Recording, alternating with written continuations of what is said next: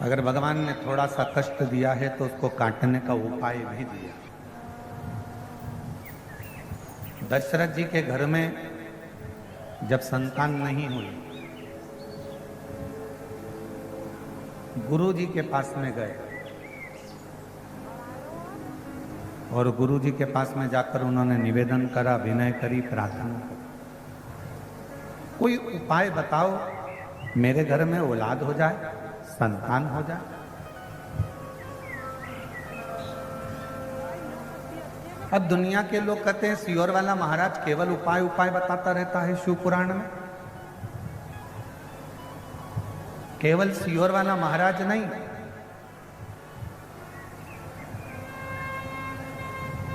त्रेता में श्री दशरथ जी महाराज जी ने भी अपने गुरु जी से उपाय पूछा था कि मेरे घर में औलाद कैसे हो।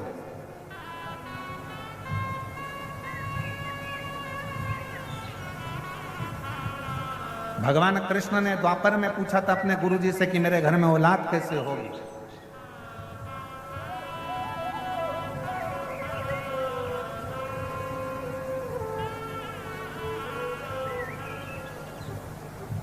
गोपियों ने पूछा था अपने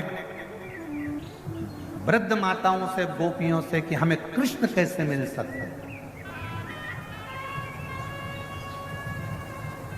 कैसे प्राप्त हो सकते।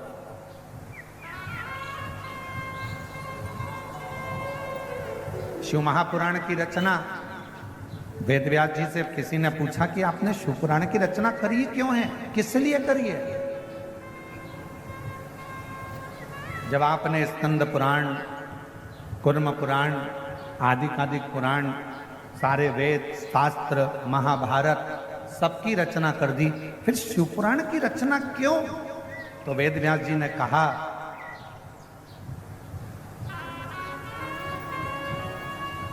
रामचरितमानस मनुष्य को जीना सिखाती है, श्रीमद् भागवत मृत्यु कैसा होना चाहिए ये श्रीमद् भागवत बताती है, और शिव महापुराण की कथा अपने मनुष्य देह में दुख कैसे समाप्त होता है ये शिव महापुराण की कथा बताती है। अपने दुखों को कैसे मिटाया जाए, अपने कष्टों को कैसे समाप्त किया जाए, अपने जीवन में जो तकलीफ आई है हम कहाँ जाकर कहें, किससे कहें। अगर दुनिया के आगे जाकर कहेंगे लोग हंसेंगे कि ये तो जगह जगह पहले तो जाती पड़ती थी अब रोती पड़ती। दुनिया के सामने बोलेंगे लोग हंसेंगे, हम किससे कहें। तो शिव महापुराण की कथा में वेद व्यास जी सारे काली मिर्च कैसे चढ़ाना है, काली तिल कैसे चढ़ाना है, धतूरा कैसे चढ़ाना है, बेलपत्र कैसे चढ़ाना है, कैसा नियम धारण करना है, क्या करना है। हम डॉक्टर के पास जाते हैं तो डॉक्टर भी दवाई लिखता है तो ये बता देता है ये दवाई सुबह खाना, ये शाम को खाना, ये भोजन के पहले खाना, ये भोजन के बाद खाना, इससे ये सुबह मॉर्निंग में जल्दी खा लेना, डॉक्टर भी बताता है। उसी तरह शिव महापुराण में वेद व्यास जी ने सारी बातें एक एक लिख दी कि शंकर को बेलपत्र कैसे चढ़ाना, शिव की आराधना कैसे करना। और थोड़ा बहुत अगर शिव महापुराण से अगर हटकर देखें तो लिंग पुराण में भी वर्णन आया, कुर्म पुराण में भी वर्णन आया। ऐसी कोई पुराण नहीं जिस पुराण में भगवान शंकर के चरित्र का, भगवान शिव की पूजन का, भगवान शंकर के अनुमोदन का, भगवान शिव के भजन का वर्णन नहीं आया।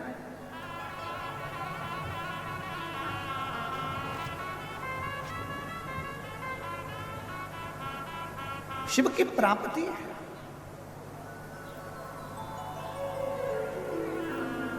और महादेव नमन चरणों में, सोमवार ये सब बोलो, महादेव नमन चरणों में, स्वीकार कीजिए सबका किया है, मेरा भी उद्धार कीजिए, उद्धार कीजिए। है त्रिपुंडधारी, है त्रिशूलधारी, है त्रिपुंडधारी, है त्रिशूलधारी।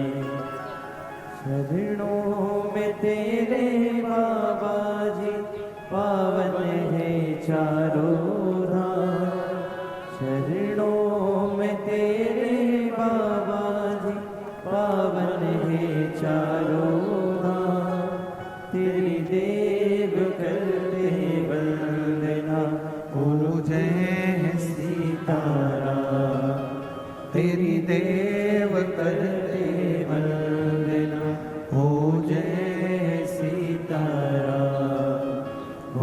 जाए पूरी कामना, हो जाए पूरी कामना।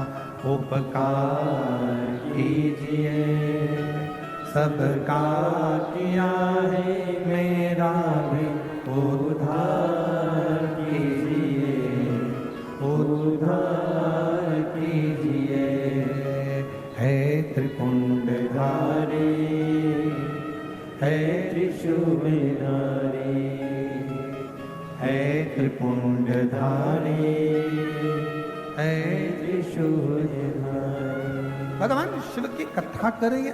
शिव महापुराण में वो शक्ति है, शिव महापुराण में वो बल है, शिव महापुराण में वो आनंद है जो हमको एक बल प्रदान करता है।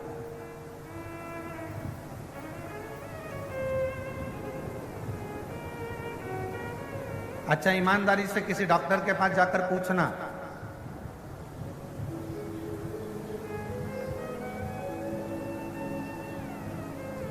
खाने से बीमारी होती है क्या? डॉक्टर से जाकर पूछना पहले अच्छे से, क्यों साहब खाने से बीमारी होती है क्या? कोई विद्वान डॉक्टर से पूछना, वो बताएगा खाने से बीमारी नहीं होती, बीमारी काय से होती है। तो कहा पचता नहीं है, बीमारी उससे होती है, पच नहीं रहा।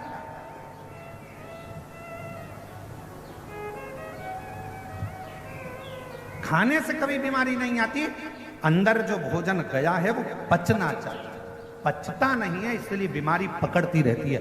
पेट दुखेगा, कब्ज होगा, फिर अनेक अनेक बीमारियां आने लगेगी। हार्ट पर असर आएगा, कहीं नेत्रों पर असर आएगा, श्रवण शक्ति में असर आएगा, कंठ पर असर आएगा, ऐसे बीमारियां बढ़ती चली जाती है। तो कोई डॉक्टर से जाकर पूछे क्यों साहब खाने से बीमारी आती है? नहीं साहब खाने से तो नहीं आती, पचता नहीं है ना, बीमारी पचे तो नहीं आ सकती, पर पचन शक्ति हमारी समाप्त हो गई। उसी तरह लोग कहें क्यों गुरुजी भगवान कब सुनेगा, भगवान कैसे सुनेगा? मैंने पशुपति व्रत करे, मैंने शंकर जी को 1 लोटा जल चढ़ाया, मैंने शिव जी की आराधना करी, भगवान कब सुनेगा? 1 साल हो गया, 1.5 साल हो गया। हमारा निवेदन है, खाने से बीमारी नहीं आती, पचान नहीं रहे हो इसीलिए बीमारी आ रही है। उसी तरह तुम कथा सुन तो रहे हो, मना नहीं है, पर तुम भगवान से दिल नहीं लगा पा रहे। जिस दिन तुमने दिल लगा लिया उस दिन शिव ने तुम्हारा सुन लिया।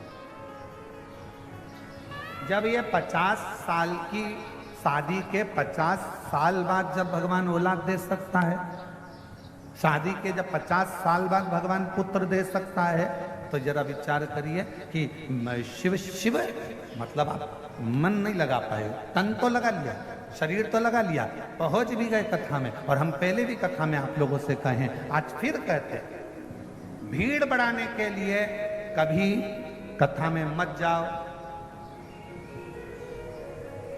भीड़ बढ़ाने के लिए कथा में मत जाओ। हम फिर निवेदन करेंगे, भाव बढ़ाने के लिए, मन को जोड़ने के लिए, शिव को पाने के लिए शिव महापुराण की कथा में जाओ। भीड़ बढ़ाने से क्या मतलब? शायद मेरी बहनें जितनी बैठी हैं, मेरी जीजियां जितनी बैठी हैं, मेरे जीजा जितने बैठे हैं, आप लोगों के भीतर इस बात का आश्चर्य होता होगा, क्या 50 साल शादी के होने के बाद क्या औलाद हो सकती? क्या होगी?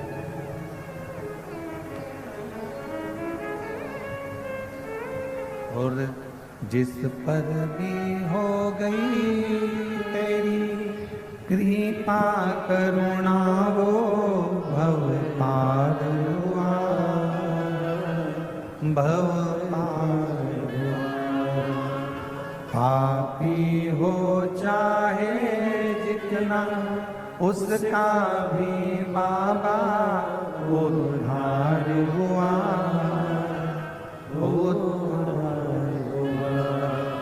गिद्ध अजामिल गणिका जैसे तेरे मन को जरा सी हम पर कर दो, जरा सी हम पर कर दो। तेरी कृपा का क्या है भरोसा, कब किस पर हो जाए जरा सी हम। अब जरा विचार करो, क्या 50 साल में शादी के 50 साल बाद अगर वो संतान दे सकता है तो ईमानदारी से शिव महापुरुष की कथा, अगर आपने शंकर भगवान को अपना पिता मान लिया और दिल से कथा के पंडाल में बैठकर यदि कथा सुन ली तो वो दुनिया का सारा ठाट दे सकता।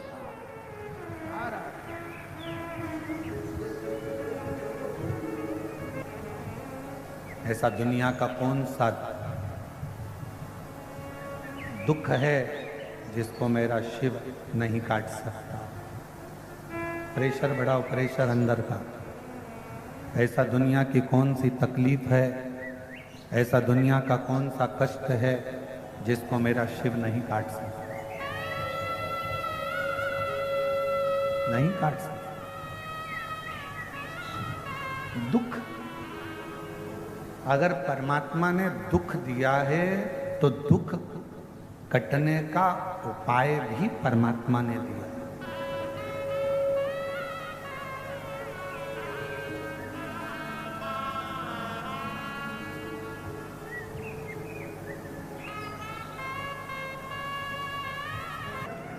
तुम्हारी जितनी जितनी भीड़ बढ़ती चली जा रही है, सोच सोच कर आश्चर्य हो रहा है। हर कथा में ऐसे ऐसे पंडाल, अब यहाँ तो देखो तो ये दया सिंह जी ने 5-5 पंडाल लगवा दिए।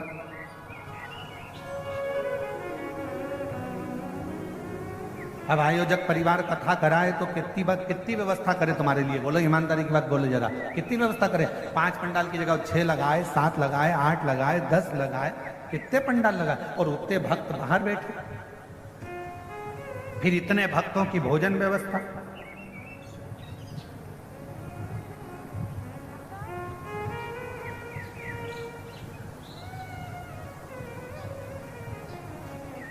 कल हमने पूछा था कि कितने लोगों का भोजन चल रहा है, तो जो कल आए थे वो रात्रि को मिलने के लिए, वो बता रहे थे लगभग 1.5 से 2 लाख लोग सुबह से लेकर शाम तक में भोजन कर रहे हैं। इतना भोजन भंडारा चल रहा है, इतना भोजन भंडारा,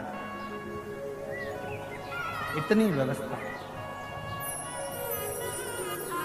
अब जरा विचार करिए, अब हम कहें कि इतनी व्यवस्था करना, दया सिंह जी बहुत बहुत साधुवाद आपका, ये सुंदर व्यवस्था के लिए साधु। कितनी व्यवस्था, अब इतने भक्तों की बैठने की व्यवस्था, जलपान की व्यवस्था, भोजन की व्यवस्था, फिर इन लोगों के लिए अनेक अनेक व्यवस्थाएं, और साथ में मैं संपूर्ण यहाँ के छत्तीसगढ़ शासन को और छत्तीसगढ़ के इस भिलाई नगर के यहाँ के IG, DIG, commissioner, collector, SP, SSP और टीआई और आदि जितना चिकित्सा विभाग है, विद्युत विभाग है, पीडब्ल्यूडी विभाग है, यहाँ का वन विभाग है, और यहाँ के जितने बड़े बड़े आला अधिकारी हैं, यहाँ के तहसीलदार हों, पटवारी हों, यहाँ के जितने जितने बड़े बड़े अधिकारी हैं, मैं सबको धन्यवाद देता हूँ। आपकी मेहनत आज इस कथा को 6ठे दिन तक लेकर, ये आपकी मेहनत, और यहाँ के प्रशासन को, और यहाँ के चाहे विधायक महोदय हों, सांसद महोदय हों, यहाँ के मंत्री महोदय हों, और यहाँ के मुख्यमंत्री महोदय श्री विष्णुदेव सहाय जी हों, मैं सबको साधुवाद देता हूँ कि आपके क्षेत्र में इतना दिव्य और भव्य आयोजन हो रहा है। ये शिव की ही कृपा है, शंकर की करुणा, शिव की।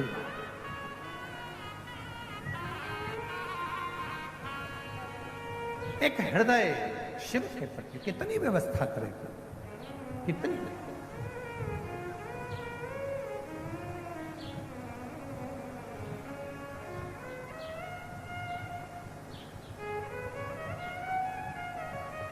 कई लोगों को तो सूचना मिलती है दीदी, तो कई लोगों को सूचना मिलती है कि इतना भीड़ आता है क्या, आश्चर्य होता है।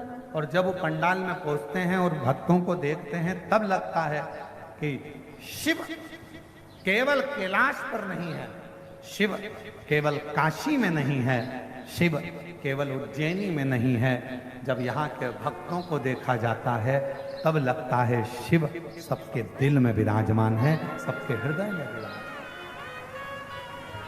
सबके। और शंभु शरणे पड़ी मांगू घड़ी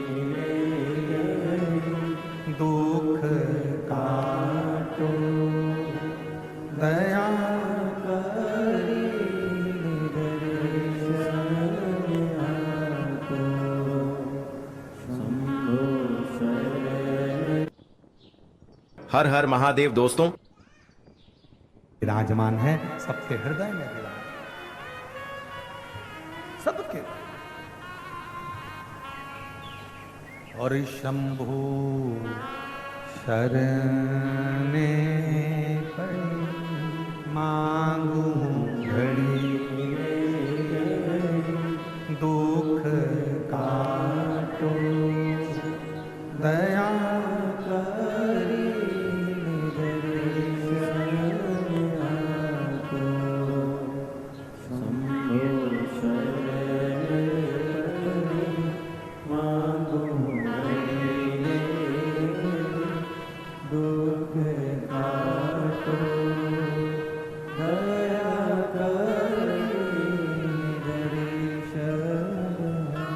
हमारे बीच में श्री राम गोपाल जी गर्ग जी IPS सपत्नी पुलिस महानिरीक्षक दुर्ग रेंज IG से यहाँ पधारे हैं।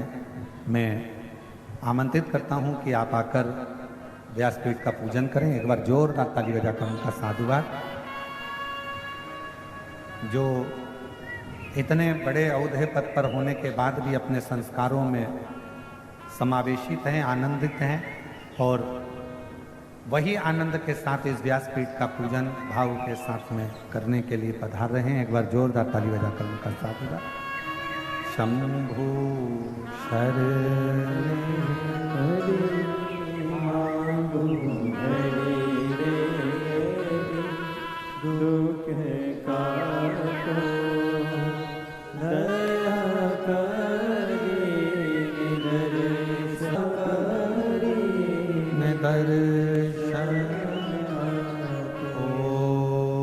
शंभु शरणे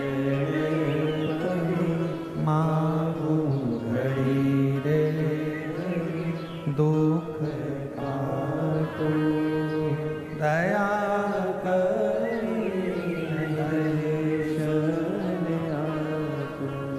तो बीमारी कहाँ से पैदा हो रही है? हमारा अपाच खाने से बीमारी नहीं, पच नहीं रहा उससे बीमारी। अर्थात भगवान मिलता क्यों नहीं है, क्यों हमको नहीं मिल रहा, उसका कारण हमको ढूंढना नहीं। क्यों नहीं मिल, क्यों नहीं?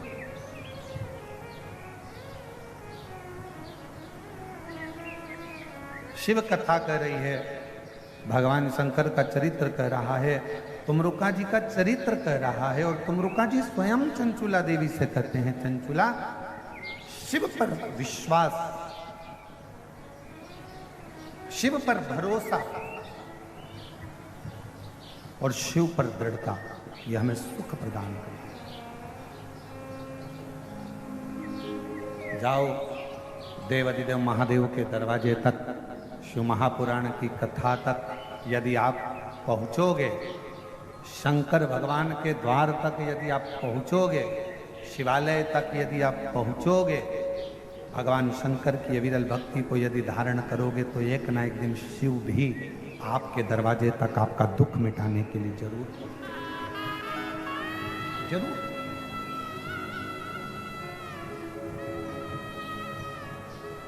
लिंग पुराण के अंदर आता है कि व्यक्ति ने अपने जीवन में कैसा भी कर्म किया हो, पर शिव की आराधना, आज उसका स्मरण करेंगे अपन शाम को, शिव आराधना यदि करी है तो उसका फल मिलता जाएगा। कोई पिछले जन्म के अच्छे कर्म मुझे बाबा तेरा साथ मिला, कोई पिछले जन्म के अच्छे कर्म मुझे बाबा तेरा साथ मिला। जहाँ सारी दुनिया झुकती है, जहाँ सारी दुनिया झुकती है, मुझे वो आली दरबार मिला, दरबार मिला। कोई पिछले जन्म के अच्छे कर्म मुझे बाबा तेरा साथ, कोई पिछले जन्म के अच्छे कर्म मुझे पूर्व का पुण्य होगा। शिव भक्ति में जो लगे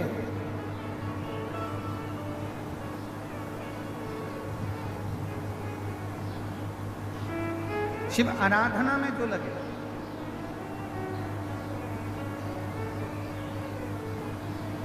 अंधकासुर मां जगत जननी जगदम्बा ने अपनी गोदी में लेकर कहा कि ये मेरा पुत्र है। मना कर दिया शिव, उसको समुद्र में डालना, इसका कोई काम नहीं, समुद्र में डालो।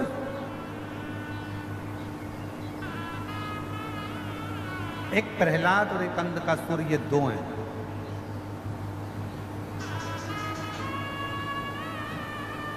हिरण्याक्ष का पुत्र है अंधकासुर। जब मां जगत जननी जगदम्बा ने अपना भाव रखकर, अपना प्रेम रखकर, अपना स्नेह रखकर उस बालक को अपना मान दिया, पुत्र के स्वरूप मान दिया और उसको बाद में समुद्र में डाल दिया, शिव जी के कहने, शंकर जी, और समुद्र में डाला। और वह बालक समुद्र के अंदर हिरण्याक्ष के पास में आ गया।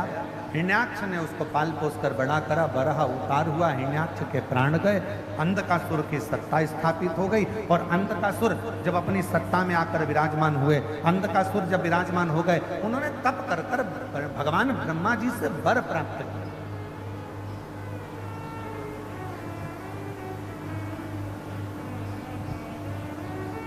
और फिर निवेदन करें, अभी कथा में कहा था फ्रीज उधार मिल जाएगा, कपड़े उधार मिल जाएंगे, जेवर उधार मिल जाएंगे। आज के समय में तो दूल्हा के कपड़े भी उधार मिल जाते हैं, सब कुछ उधार मिल सकता, पर पुण्य उधार नहीं मिल सकता। इसलिए पुण्य को आपको और हमको कमाना है, कुछ अच्छा कर कर।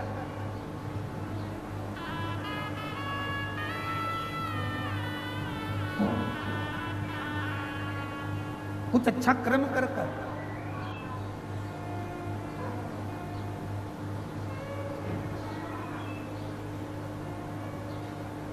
श्रेष्ठ कर्म, कुछ पुण्य को कमाने का प्रयास करो।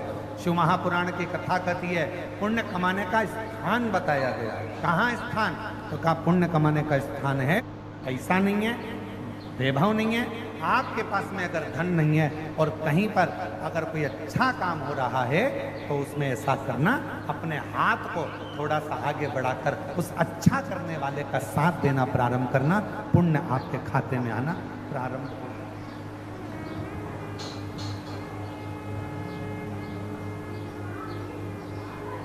नाथ जी, शंकर जी ने पूछा क्या हो गया? कहा मुझे पैदा ही काय को करा है, जब सब काम इसी हाथ से होना है तो मुझे पैदा क्यों करा? शंकर भगवान ने कहा हुआ क्या ये तो बता। लोग दान करते इससे, भोजन करते इससे, पुण्य करते इससे, माला जपते इससे, सारा यज्ञ करते इससे, मेरे को पैदा ही क्यों करा? इससे तो नी देते तो अच्छा था। भगवान ने कहा चाहता क्या? तो कहा मैं भी पुण्य करूं। शंकर भगवान ने कहा तेरे खाते में पुण्य नहीं है, तो पुण्य नहीं कर पाएगा, तो कुछ तो उपाय बताओ। अब शंकर जी की कथा उपाय बताती है तो कि शंकर जी उपाय नहीं बताएंगे। शंकर जी ने कहा एक उपाय है, जब ये सीधा हाथ किसी को दान करे तो तू इसको टच कर लेना, और तूने अगर इसको टच कर लिया तो इसका पुण्य का हिस्सा तेरे खाते में जाना चालू। अब इस लेफ्ट हैंड ने ये उल्टे हाथ, ब्रह्मा जी वचन दीजिए, ब्रह्मा जी वर दीजिए। ब्रह्मा जी ने वर दिया, क्या चाहिए? अंधकासुर कहता मैं मरूं ना। शिव जी, भगवान ब्रह्मा जी ने कहा ऐसा तो हो ही नहीं सकता कि मरेगा नहीं, मरना निश्चित है।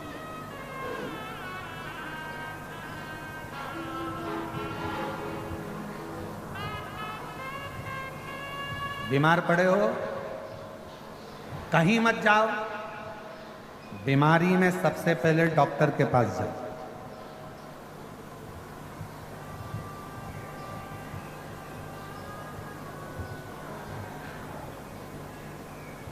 अगर बीमारी आई है तो सबसे पहले डॉक्टर के पास जाओ। तकलीफ है, सबसे पहले पेट में दर्द है, शरीर में कष्ट है तो डॉक्टर के पास, उससे जाकर लेना। दवाइयां दे, शिव जी का नाम लो, विश्वास, अपने भीतर पक्का करो। और कौन से महादेव का नाम? कुंद केश्वर महादेव का नाम लो, दवाई खाना। एक पत्र है, अच्छा है।